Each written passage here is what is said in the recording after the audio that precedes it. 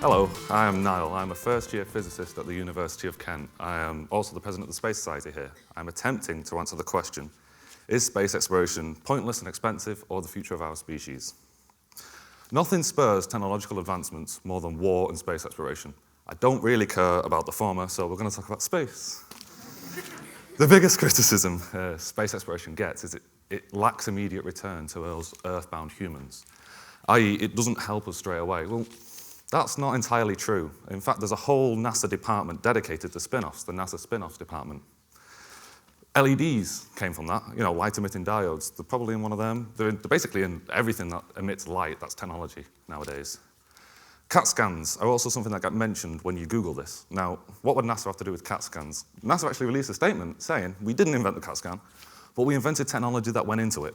In my opinion, that's more important, because that shows that any technology that NASA spearheads can be reused elsewhere.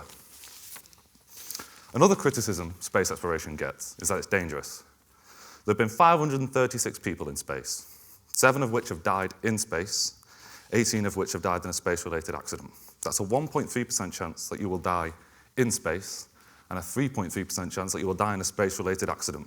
In my opinion, those statistics are quite low, but Furthermore, those 7 people that died in space all died at the same time. They died in 1971. That was at the very birth of space exploration. There were bound to be some teething problems. Now, I know teething problems is an understatement for deaths, but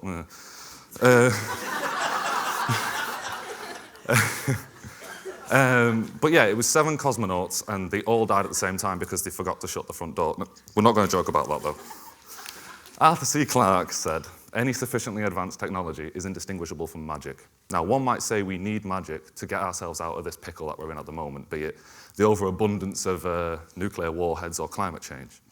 But let's say, hypothetically speaking, we manage to escape this seeming inevitability of submerging Canterbury in water. Well, what's next? In 2037, there's supposed to be a big chunk of rock that might hit Earth. Now, space exploration, though, might be able to help that. We might be able to, in fact, we know about it now due to space exploration. We also could prevent it because of space exploration. We could paint it silver, for instance, and make it go away.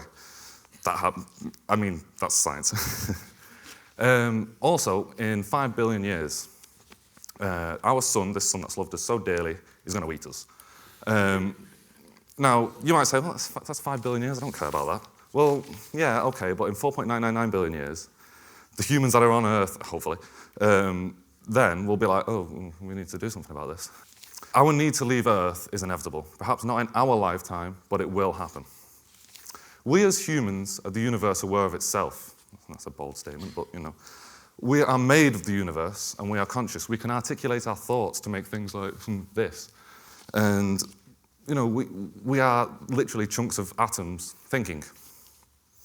When I take people up to the telescope dome in Parkwood, they often say, oh, I feel a bit small now. If you show them Jupiter and you're like, well, the Earth could fit into the red spot of Jupiter. We show them the Andromeda galaxy and you say, that's a similar galaxy to ours. But I say, actually, no, I feel quite big because, yeah, granted, we are small compared to the Earth, Sun, solar system, galaxy, but we're also in it. And we're not only in it as in like we're actually in it, but we're also made of the same atoms. Our atoms came from a once exploded star. So, bear with me here, but if you trace it back a little bit, a star went supernova, formed a planetary disk, which formed Earth, which then formed life, which then eventually formed you. So you could say, at one point, you were inside a star. Kind of. With that in mind, why should we not explore space? Yeah, it is expensive.